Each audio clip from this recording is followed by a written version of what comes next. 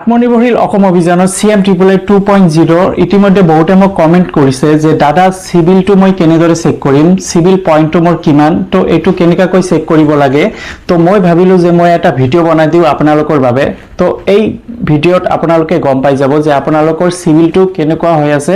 আৰু সিভিল পইণ্টটো কেনেকুৱা তো কেনেদৰে চেক কৰিব লাগে সকলোখিনি ডিটেইলছ ভিডিওটোৰ জৰিয়তে গম পাই যাব তো ভিডিওটো সম্পূৰ্ণ ভালদৰে চাব আৰু যিসকলে নতুন ভিজিট কৰি আছে অসম জয় ইউটিউব চেনেলটো সাবস্ক্ৰাইব কৰি বেল আইকনটো প্ৰেছ কৰি দিব তো বন্ধুবান্ধৱীসকল CM888 2.0 আপোনালোকে যিসকলে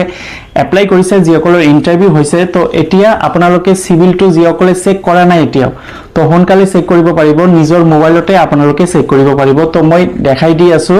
এনেকাকৈ আপোনালোকে চেক কৰিব পাৰিব তো ভিডিওটো সম্পূৰ্ণ ভালদৰে চাব নহলে একো বুজি নাপাব কিছুমানে অলপ ভিডিও চাইহে স্কিপ কৰি দিয়ে তো স্কিপ নকৰিব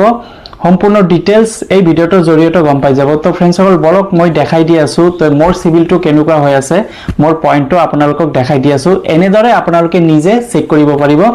CM888 ওয়েবসাইটত তো ফ্ৰেন্ডছ সকল বলক মই আৰম্ভ প্ৰথমতে আপোনালোকে আপোনালোকৰ নিজৰ মোবাইলত গুগলত সাৰ্চ কৰিব CM888 সাৰ্চ কৰাৰ পিছত প্ৰথম যেটো ওয়েবসাইট খুলিব ইয়াতে সব লিখা আছে চিফ মিনিষ্টাৰ আত্মনিৰ্ভৰশীল অসম ইয়াতে ক্লিক কৰি দিব ক্লিক কৰাৰ পিছত অলপ সময় ওয়েট কৰিব ওয়েট কৰাৰ পিছত এটো হৈছে CM888 2.0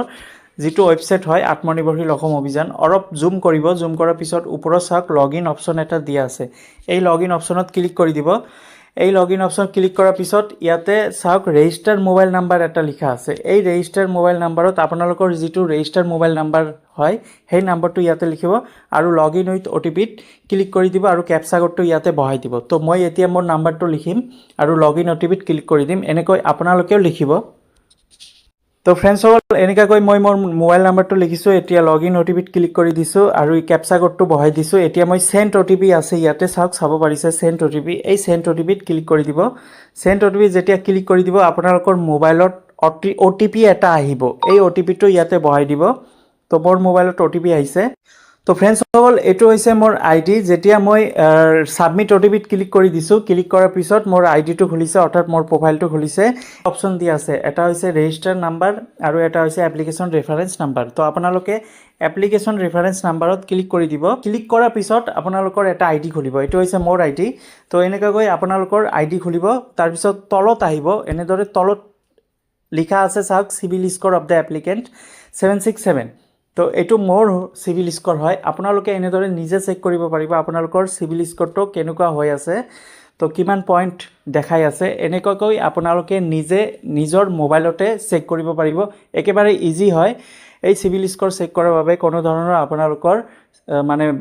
কম্পিউটাৰ দোকানত যাব নালাগে কোনো বেংকত যাব নালাগে আপোনালোকে নিজে ঘৰতে নিজৰ CM888 ওয়েবসাইটত গৈ যে সিভিল স্কোৰটো আপডেট হৈছে নে হোৱা নাই এনেকৈ চেক কৰিব পাৰিব তো মোৰ সিভিল স্কোৰটো আপডেট হৈ গৈছে মোৰটো দেখাই আছে civil score of the applicant 767